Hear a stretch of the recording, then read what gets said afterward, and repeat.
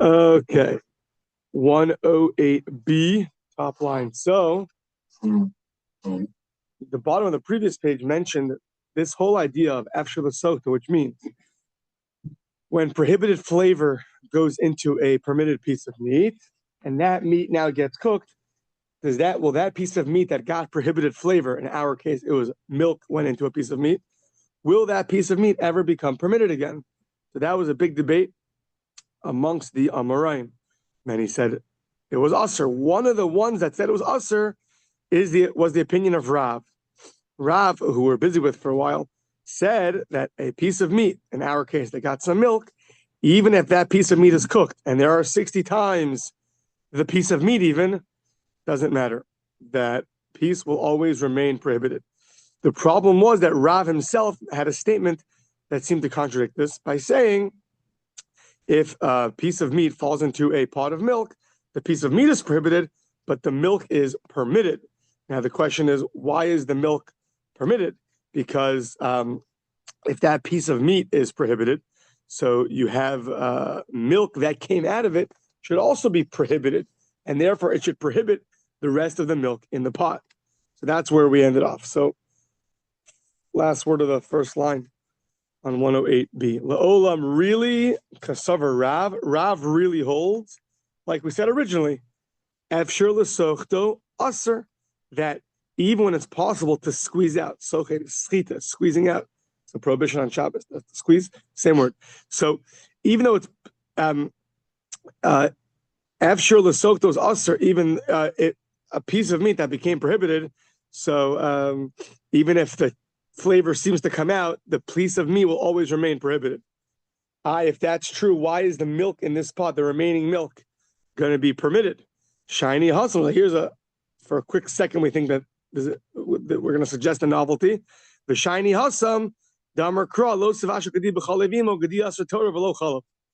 maybe you'll say that when the Torah says you can't cook a kid in its mother's milk, what it means is that only the kid is prohibited and not the milk. Meaning that the taste of the meat will not go and prohibit the milk. Only the kid will be prohibited. So the milk in the meat will be prohibited, but the meat flavor, that taste of that meat in the milk, will not be prohibited. Well, if that's true, so then very good. The piece of meat fell into a pot of milk. What happened? Milk went inside the meat. Fine. So that meat is prohibited. But now, milk that came out of the meat, that milk inside the meat, that milk never got prohibited. So when that milk leaves the meat now, because it's cooking, and when things cook, they absorb and extract, so then it's not going to prohibit the rest of the pot. And therefore, Rav could hold this opinion of efshel l'sochto aser, that piece of meat will remain prohibited, even if it's cooked and there's 60 times corresponding to it. And he could hold that the milk is permitted. So, says the Gemara, but that can't be. Because I'm going to show you now that when you have an amount of meat and milk, it's prohibited to eat both an olive's worth of meat and an olive's worth of milk. In this case, it's the ha'itmar chatzi zayis basar, so it's cooked together, and now you eat half an olive's worth of meat and half an olive's worth of milk. Shabishlan zayim zeh. Amarav loka alachilaso, you are gonna get lashes for eating. Now, if milk was never prohibited, why are you getting lashes for half an olive's worth of milk that was cooked with meat? The only thing that's prohibited is the meat, not the milk. But you see from Rav himself, from this statement, that it's not true. Rav himself says you get lashes on the eating, even lashes on drinking some of the milk. So clearly, when the Torah prohibited meat and milk, it didn't just prohibit the meat if milk went inside, but it also prohibited the milk. It didn't just prohibit the meat if milk went inside. It also prohibited the milk if meat went inside. Right, did I see that right? It didn't just prohibit the meat if milk went inside. It also prohibited the milk if meat went inside the milk. Both, like we would have thought before this, like we think originally. Milk and meat together, both things become prohibited. The meat becomes prohibited, it has milk inside of it. And the milk in the meat is also prohibited. Therefore, if that milk ever got removed, like through cooking, when liquids get extracted from the solids, that milk that comes out of the meat is going to be also prohibited. So if that's true, we have to come back to figure out why did Rav say that the rest of this pot of milk is permitted. That we'll get to in a second. But in the meantime, we're now saying that if a person cooks meat and milk and then eats half an olive's worth of meat and drinks half an olive's worth of milk, he gets lashes for each one, because in the meat, the half olive's worth of meat is milk. And in the half an olive's worth of milk is the flavor of meat. In each one is meat and milk. Right? So whenever you cook meat and milk together, and now you finish the cooking, and what do you have? You have a lot of liquid here, milky liquid, and you have meaty things. So what happens if you just have the piece of meat? What did you do? You ate, it's not just you ate meat that was cooked with milk. It's not like a heebie-jeebie type of thing. Yeah, it just happens somewhere up there. It's like prohibited. No. In the meat, there is milk. So you are eating meat and milk together. That's the prohibition. And when you drink that that liquid in the bottom of your pot that was cooked with meat and milk, when you drink that milk, it's not just the heebie-jeebie, oh, you cooked meat and milk. No, in the milk is flavor of meat. So you're prohibited from eating the meat, and you're prohibited from drinking the milk, because each one has meat and milk is prohibited.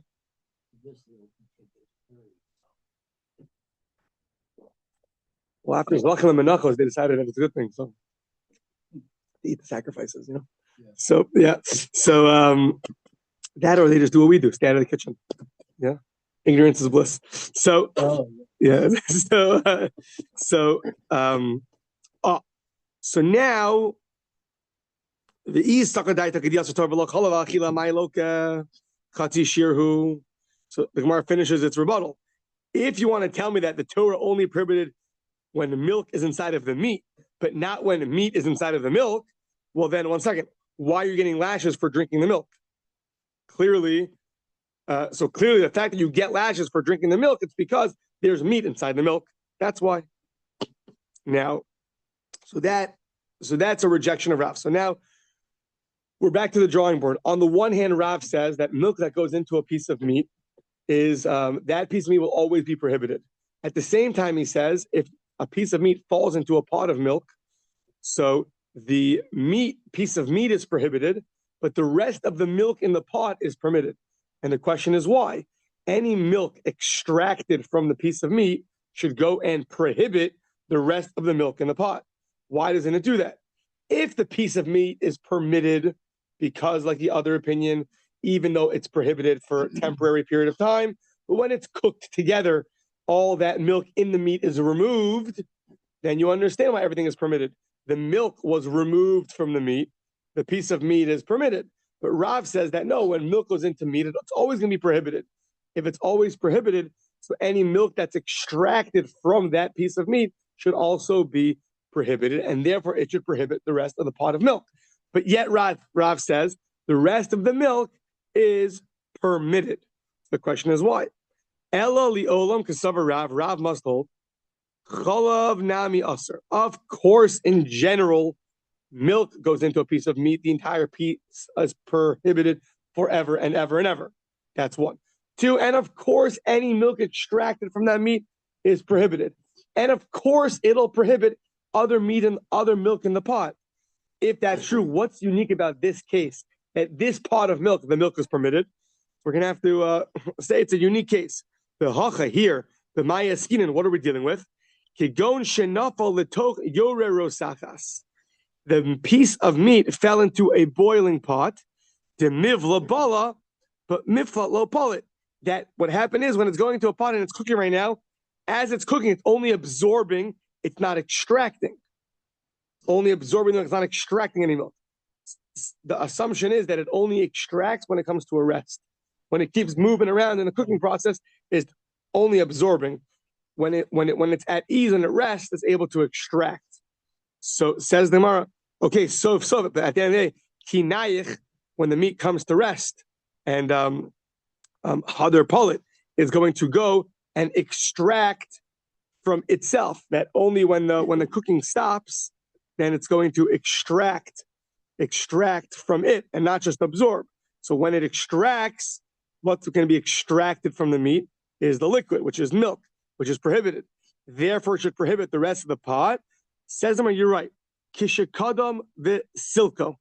It must be a case where you removed the piece of meat before it came to a rest. Now, presumably, when does it come to a rest exactly?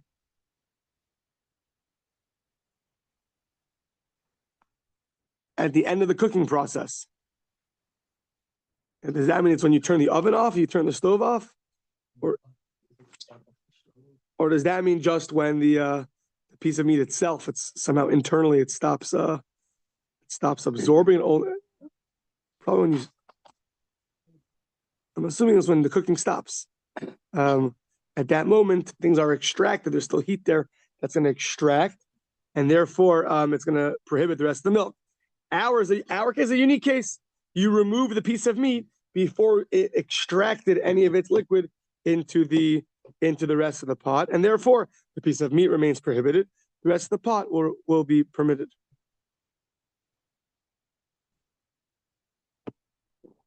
Yeah. Now, gufa. Chatzi zayis basar, v'chatzi zayis chalav, shebishlan zayim zeh. Amar Rav, lo ke'al achiloso, ve'eno lo ke'al bishulo. Now back to what Rav said. So in the middle, Rav happened to say a statement that if you have half a olive's worth of meat that was cooked with milk, and half an olive's worth of milk, you get lashes for the eating, but not lashes for the cooking. The question is, why not? They're both prohibited. You can't cook meat and milk, and you can't eat meat and milk either. So why are you only getting lashes for eating and not for cooking? Gufa,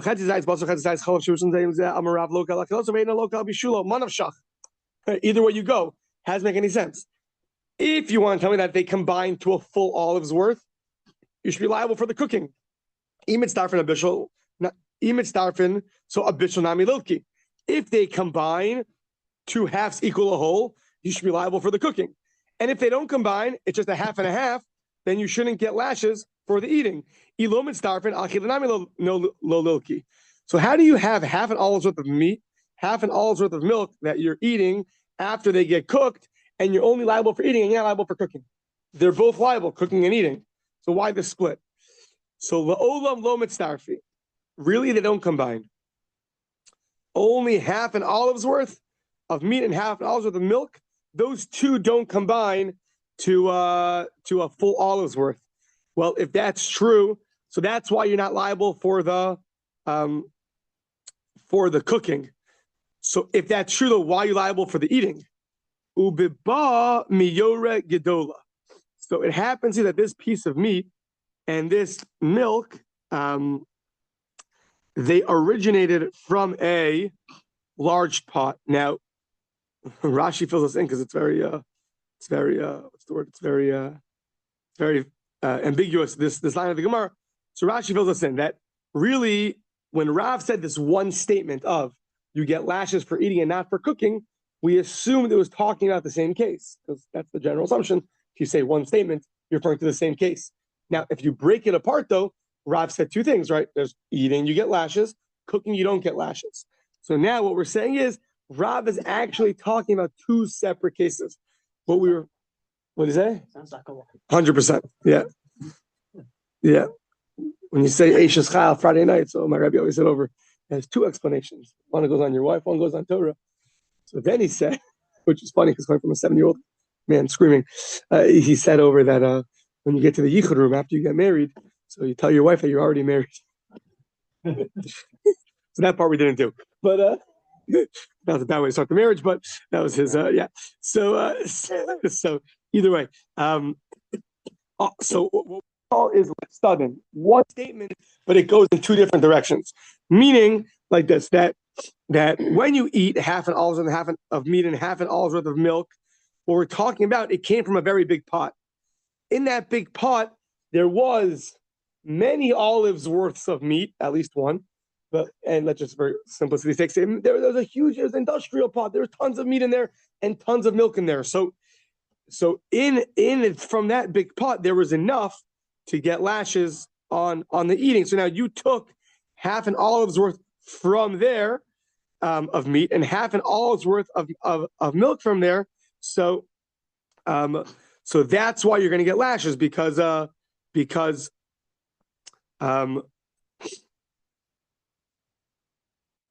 Because each piece had enough to be liable, meaning it was a pot that had many olives worth of meat and milk together.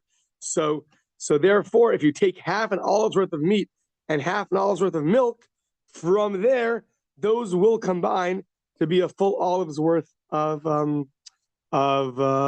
prohibition, and therefore one would be liable.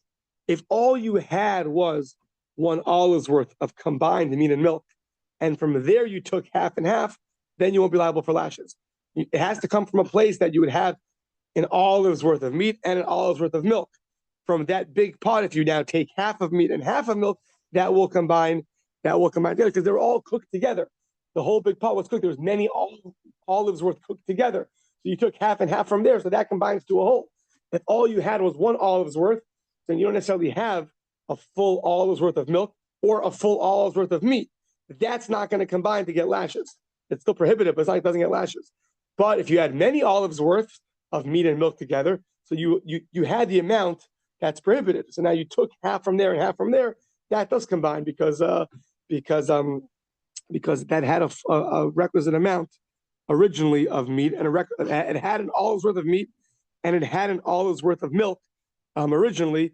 So that's going to be prohibited. That's why you're liable for the eating. Why are you not liable for cooking? Because now this case, when he said you're not liable for cooking, was talking about where you only cooked half an olive's worth of milk and half an olive's worth of meat together. So that you're not going to combine because you have to have enough milk that it'll be prohibited in olive's worth. You have to have enough meat. Whenever it says you can't cook, you can't eat, it means an olive's worth. You have to have enough, a kazayas of milk or a kazayas of meat together. Here you only have half a kazayas of milk. Half an olive's worth of milk doesn't create prohibition.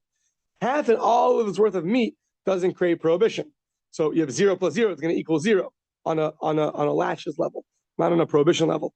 But if you have a full amount of an olive's worth of milk, cooked, or an olive's worth of meat cooked, then that's what's prohibited.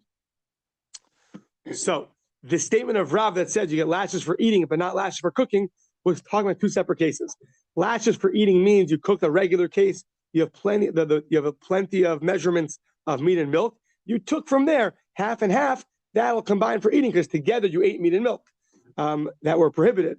If you only cook though half an olive's worth of meat and half an olive's worth of milk together, so you only have at most half an olive's worth of milk and half an olive's worth of meat, that can't combine to what we call meat and milk. Meaning, maybe in simpler words, is meat and milk becomes its own entity, right? Meat and milk becomes one thing. Originally it was meat, now it's one thing, meat and milk.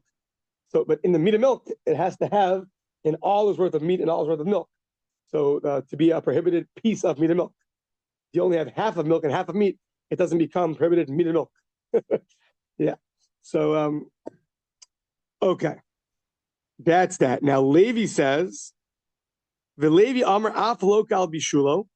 Levi says that you'll even get lashes for the cooking, meaning it sounds like even if it didn't come, even if you only cooked half and half together, they combine. Even so everything we just said out the window for Levi. Levi holds even if you cook half of milk and half meat together, okay, but now it combines together. Now it is a full olive's worth of meat and milk. V'chein Tani Levi taught it in a brisa. It must be yeah. Kishem shalokal achiloso kach lokal bishulo. Ube'eza bishul amru, which cooking is just like so. Levi said, just like you get lashes for the eating, you get lashes for the cooking as well. Ube'eza bishul amru, which kind of cooking? It's a cooking that others will eat. Others, let's say like the non-Jews, will eat it if it's cooked. Has to be cooked enough that it's edible. Now Rashi says has to be cooked, fully cooked. We know that in cooking, there's really two levels. One is what we call Michael Ben Drusai, which is another way of saying the amount that a robber would eat when he's on the run. So that's either a third or a half cooked. That's a machlokas Rashi and the Rambam. So, but then there's fully cooked. So it comes up over here and it comes up in Shabbos. How much cooking is considered cooking, right? So on Shabbos, after the chulin's already edible, right? So now it gets cooked even more. So how big of a prohibition is that, right? You didn't bring it from unedible to edible. You just brought it from edible to more edible. So Rashi here says, though, the amount that has to be cooked has to be fully cooked. But I think others do argue that no, as long as even if it's a third cook, it'll be prohibited, right? So you just start roasting or cooking a raw piece of meat, right? And now all of a sudden, a little drop of milk falls on it. But then right away, you turned it off or whatever. So it never got to a state of cooking, right? So that's not going to be the prohibition of meat and milk because it never got to that level. And you can't do it ideally. It has to cook enough, either fully cooked, according to Rashi, or others, 1/3 cooked, that it's going to be on some level edible. So you could save yourself by turning it off before it gets fully cooked or whatever. So now this idea here, it's going to get a fun, very technical. So it's like you have to just keep the calculation. So this idea that we just said, if milk goes into a piece of meat, can that piece of meat ever become permitted again? Is it able to get all the milk out of there and the meat will be permitted? Or do we say once it's prohibited forever, and either because the milk will never come out, or because once it's prohibited, it remains prohibited? Either way, that's not only a debate in the Amoraim in the later generation, but it's actually a debate in the Tanaim in the earlier generation. Now, to get to this machlokas Tanaim, this debate amongst the Tanaim, it's going to take a little bit of paperwork. So, like this, the Tanya, we're going to have two opinions, Rabbi Yehuda and the Chachamim. They're going to make two, we'll call them extreme statements. Rebbe is going to take a little bit of each. We don't really know what they hold, but we see that Rebbe takes a little bit of each. We're going to extrapolate that Rebbe took a little bit of Rabbi Yehuda, which means that Rabbi Yehuda holds on the extreme. Rebbe took a little bit of the Chachamim, which means that the Chachamim hold extreme. And then once we have those two extreme opinions, we're going to tell you what they're arguing about. And it's going to come out, they're arguing about this idea. Can one piece of meat that became prohibited with milk ever be permitted again? So that's the general setup, which will take us for a while. So it says like that. Our Mishnah, or the Brisa really, Tipas Chal Shnaf Al Chatika Kevet Shos Tam Chatika Chatika Atzanas Nevela Seres Kol Chatikas Kulum Bnei Shein Mina Divrei Rabbi Yehuda. This is what Rav said in the Rabbi Yehuda a page ago. A drop of milk that falls on a piece of meat, since it gave flavor to the piece of meat, when that piece of meat falls into a pot, the other pieces of meat are prohibited. That's the opinion of Rabbi Yehuda. Now, we said earlier that's because he holds that two things of the same species don't nullify each other. The Gemara is going to end off with that, but right now it's not assuming that. It just says the statement. The other pieces of meat are prohibited. Chachamim omrim, no. The pot is prohibited when there's enough milk that gives flavor to the sauce and the sediment and the other pieces. It has to give enough flavor to the other. That little drop has to give enough flavor to all the pieces. So we don't say that first piece becomes prohibited. The only way to prohibit anything in the pot is if this drop of milk will disperse its flavor into the whole pot. Okay, so that's the vague statement right now of the Rabbi Yehuda and the Chachamim. Yeah. Now, the assumption is that the reason why you need enough milk to give flavor to the whole pot is because if it only gave flavor to the one piece of meat, that one piece of meat, the milk will be removed from it and it'll be permitted again.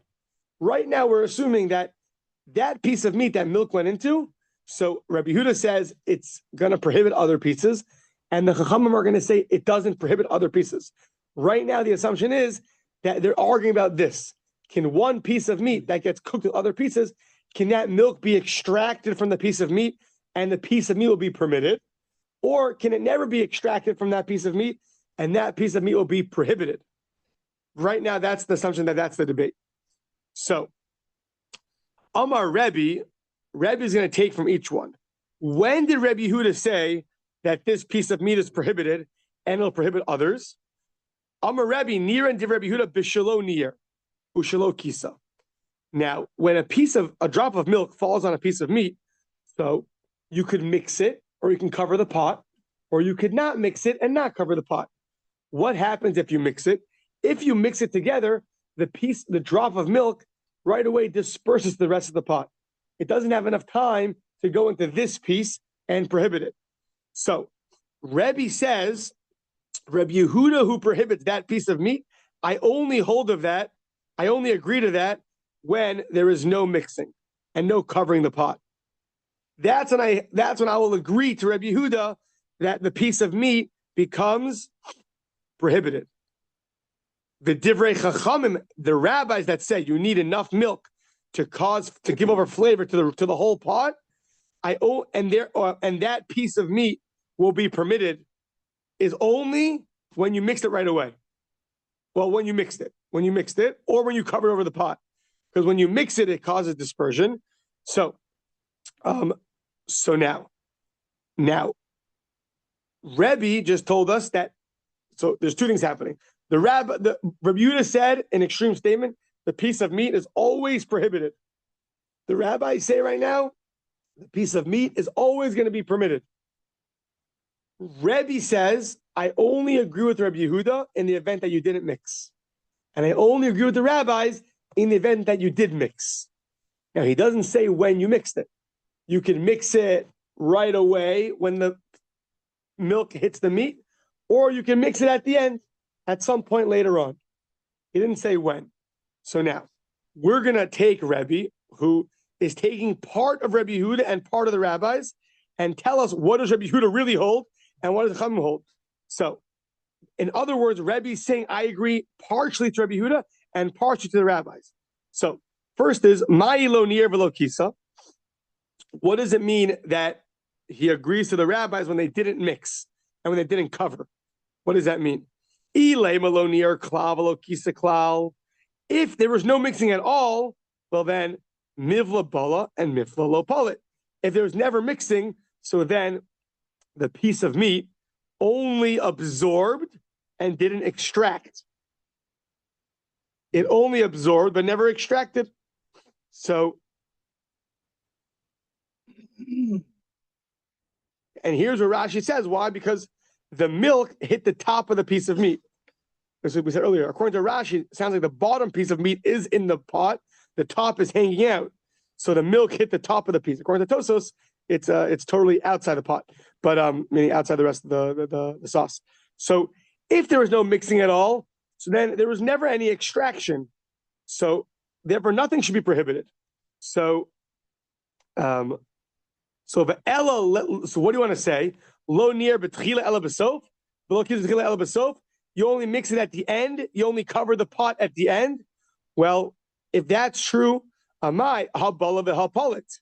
Well, if that's true, so then why would the rabbis ever say? Why would that piece of meat ever be prohibited? Oh, it must be if it's a case where you only mix it at the end and you only cover the pot at the end. Therefore, it must be that amai habala v'hapalit. If you mixed it, it absorbed it, but then you mixed it and it got extracted. So if that's true, so why does Rabbi Yehuda say that the piece of meat is prohibited? If you mixed it, so then whatever went in should go out. You mix it together and it extracted all the milk. It must be from the fact that it's a case where you mixed it, and yet the piece itself remains prohibited. It's because once milk goes into a piece of meat, it'll never be able to be extracted ever. And that's the opinion of Rabbi Yehuda. So it's a case of mixing, but if it's a case of mixing, so according to Rabbi Yehuda, why does that piece remain ever prohibited? You should mix it and it should all get extracted out. Must be that milk that goes into a piece of meat can never become kosher again. It'll never be fully extracted. So that's the opinion of Rabbi Yehuda. Next page, Mechlal Rabbi Yehuda. Sorry, that's the opinion of the.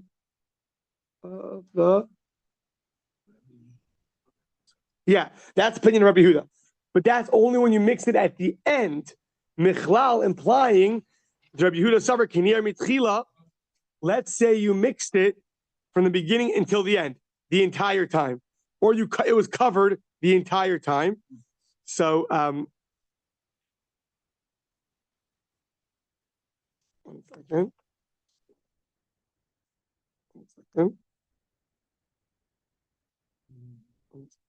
Yeah. So if that means if you mixed it the entire time, so then amai usser. It's only a case where you mix it at the end, implying that if you would mix it the entire time, so then according to Rabbi Yehuda, it'll be prohibited.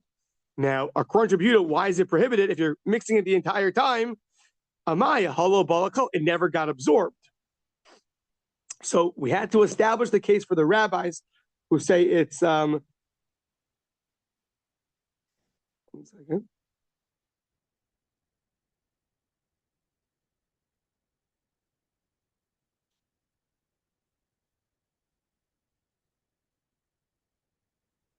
Yeah. Once again, Rebbe took a partial statement of Rabbi Yehuda and a partial statement of the rabbis, and we're saying now that it's a case where you only mixed it at the end.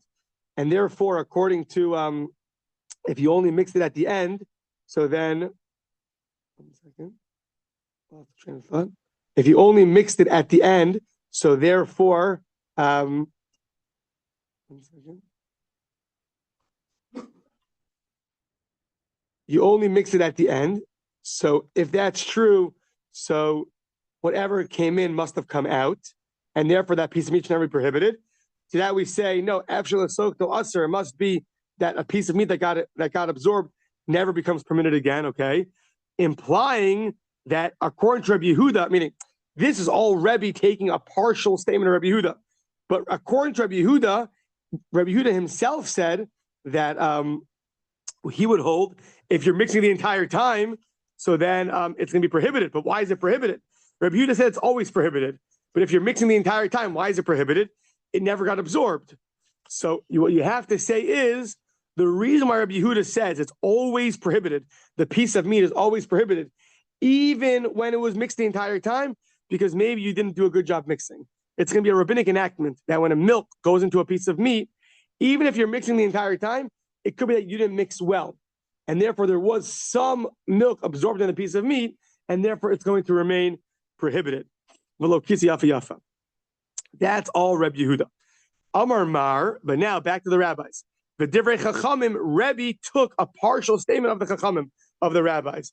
Kishenir v'kisa, I hold of the rabbis that the piece of meat itself is permitted when you mixed it. So now, they hold it's permitted, sounds like even if you didn't mix it. Rebbe's taking a partial statement of theirs. I only agree to their leniency when you mix it. That piece of meat, when mixed, will become permitted. So now, what's the case? My near, my kisa. What's the case of mixing? What's the case of covering over the pot? If the case is where you mix it at the end, or you cover the pot at the end, that's the exact same case that Rebbe was just stringent for the opinion of Rabbi Yehuda. That's the case where he said the piece of meat will be prohibited. We just explained that that's I take Rabbi Yehuda partially, was a case where you mix it at the end. So that can't be the place where you're lenient. That's the place where he was stringent. Ha'amarta niran div Rabbi Yehuda. So it must be, when did Rebbe say, I partially take the leniency of the rabbis? It must be ela near mitchila vatsof. It must be a case where you were mixing the entire time. The kisa or the pot was covered right away. Mitchila vatsof. But that's only taking the rabbis partially. The rabbis themselves hold, Michlal de Rabbanan Savri, even if you mixed at the end and not mix in the beginning, it's still going to be, the piece of meat will still be permitted. Savri near b'sofla near b'tchila, kisa b'sofla kisa b'tchila. If you covered at the end and not covered in the beginning, mutter, meaning Rabbi took a partial statement of the rabbi's leniency. He said, as long as you mix in the beginning, I hold that piece of meat will be permitted, because if you mix in the beginning, it got dispersed in the whole pot. that piece of meat never absorbed the milk. Implying, though, that's only a partial. That means that he took the rabbis partially. The rabbis themselves must hold that even if you would mix at the end and you had enough time for it to be absorbed, it'll still be permitted. So the question is, 1 second, if you let the milk absorb in the piece of meat, and then whatever the end is, let's say 10 minutes later, you mixed it, why is that piece of meat permitted? Only one explanation. It must be that the rabbis hold that a piece of meat that got prohibited, if you mix it, you're able to extract all the milk from the piece of meat, and that piece of meat will become permitted. It must be because they hold efshel sokto mutter. So Rebbe and the Chum each really had extreme statements. Rabbi Yehuda says you are the rabbis and Rabbi Yehuda. According to Rabbi Yehuda, he said it's always going to be prohibited. The Chum say it's always going to be permitted. Rebbe took half of each. So through explaining Rebbe's partially taking from Rabbi Yehuda and partially taking from the rabbis, we see there are extreme cases. According to Rabbi Yehuda, it's a case where you mixed at even a case where you mixed at the end, the piece will still be prohibited. Why? Must be a piece that got prohibited will never be permitted. According to the rabbis, if you mix at the end, that piece will become permitted. Why is it permitted? Must be a piece of meat that had got milk inside of it. If you mix it at some point, even in the middle of the cooking process, it can become permitted. Why? It must be that they're arguing about this exact idea. When milk goes into a piece of meat and then gets cooked, can that milk ever be fully extracted from the piece of meat? Yes or no? Rabbi Yehuda will say no, and therefore, even if you mix it at the end, it'll still be prohibited. The rabbis will say, even when it's mixed, it'll be permitted because they say that it could be permitted. So, Amar le Rav Acham Midif le Ravina, he rejects this whole thing and says what we would have thought. Who says they argue about after the sochto? Is it possible to extract the piece of milk, the drop of milk from the meat or not? It's a much simpler debate. Dilma after the sochto divrei kol aser. Everyone agrees that if milk goes into a piece of meat and it gets cooked together, the piece of meat will never become permitted. So what are they arguing about? Well, we would have thought originally. Very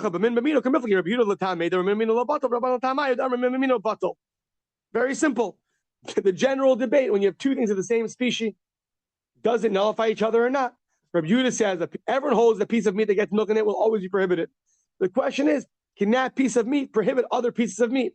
Rabbi Yehuda says it prohibits it because things of the same species do not become nullified, and therefore the other piece of meat cannot nullify this piece of meat, and therefore they are prohibited. And the rabbis hold things just like things of a different species can nullify, things of the same species can nullify.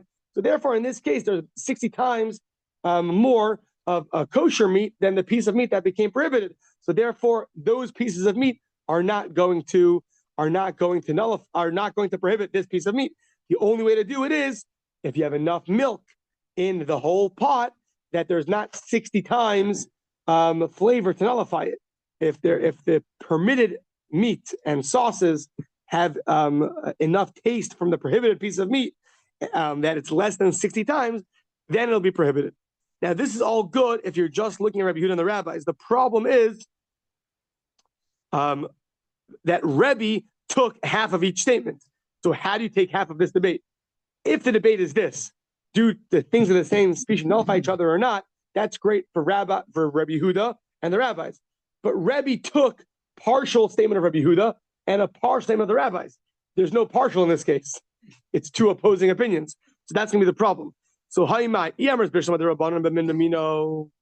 So Hachak Rabbi Yehuda Sphere Lahu.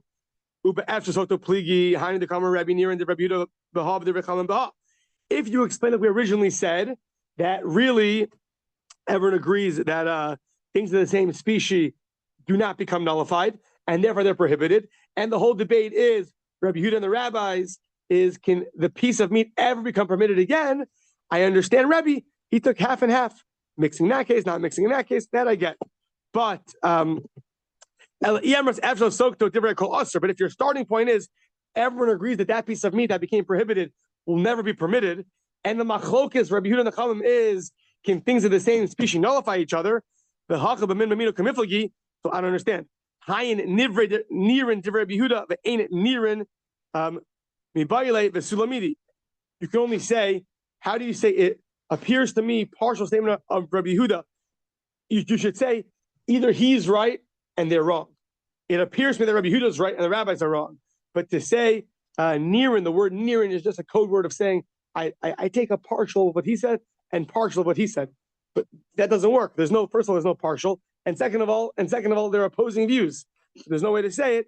So the sulamidi, and therefore, that's the final statement, the final period, meaning it doesn't make sense to explain it like that. It makes more sense to explain it the way we explained originally, was that there's a debate in the Amoraim and in the Tanaim of a piece of meat that gets prohibited, will it ever become permitted again? And that's the debate, and to which we just explained, Rabbi took a little bit of each statement. But okay. Tomorrow will be the utter day. The utter day. I knew you were going to say that. I set you up for I get the assist. I get the assist. Yeah.